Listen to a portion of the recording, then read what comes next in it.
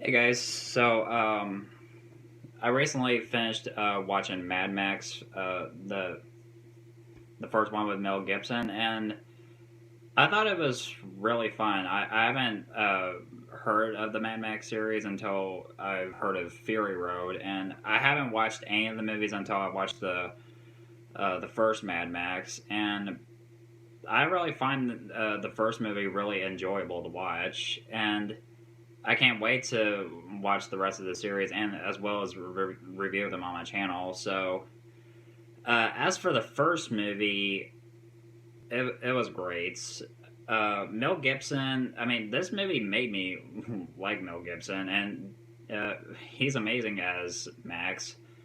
And even though he was only in three movies, and Tom Hardy is now Max in the fourth movie, uh, I mean, this series is completely new to me, and I became. I mean, I love the Mad Max series now, and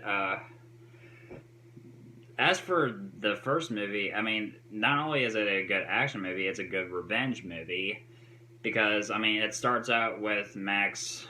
I mean, during his time as a cop and chasing down this guy known who calls himself the Knight Rider, and then he's killed in a car crash, and then then there's this motorcycle gang who is led by someone called the Toe Cutter, and he is a complete psychopath, and I mean, not like, I mean, I'm talking like he is an evil bastard, and I mean, he's just doing nothing but causing chaos, and uh, uh, Uh, there was a few disturbing moments in this movie, but I mean, I would say this is probably my favorite revenge movie, other than the first two Kill Bill movies. Uh, so after Max's family is murdered by the toe cutter and his motorcycle gang, he is like, I mean, well, like anybody in an action movie whose family is killed, he goes on a revenge path and just. I love the scene where like where he heads back home and puts on his police uniform and uh, gets this black car and it looks so awesome. And then I mean, this movie has like the best uh, car chases in a 70s action movie. And George Miller, who directed this, I mean, he did an amazing job with this movie. As well as, I mean, I heard the other movies are so good.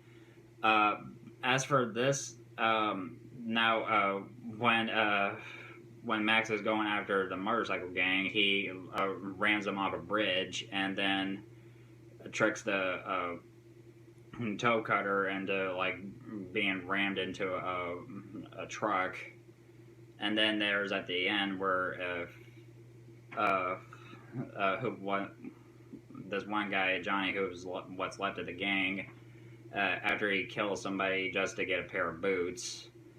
Then he just leaves him handcuffed. I mean, he handcuffs his ankle to the car, which was already crashed, and he gives him a choice of either to uh, cut off his foot and live, or let the car explode and he'll die. But of course, I mean, after Max drives away, there's this one shot of him driving away, and then the car explodes.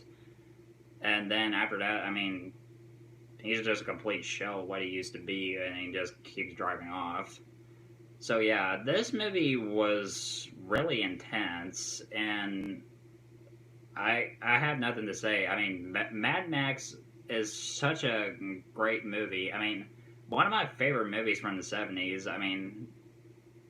I never been so into an action movie series until I'm way into like action. I love action. It's Action movies are like they've been a huge part of my life, and this one is no exception. I highly recommend that you watch Mad Max as well as the other movies. I want to watch the other movies in this franchise. There's Road Warrior. There's the third movie, which I heard was okay, and there's Fury Road. And so I'm gonna give Mad Max an A plus. Mel Gibson was amazing in this movie, and I can't wait to watch the other movies as well as reviewing them on my channel, like I said. So until next time, peace out, guys.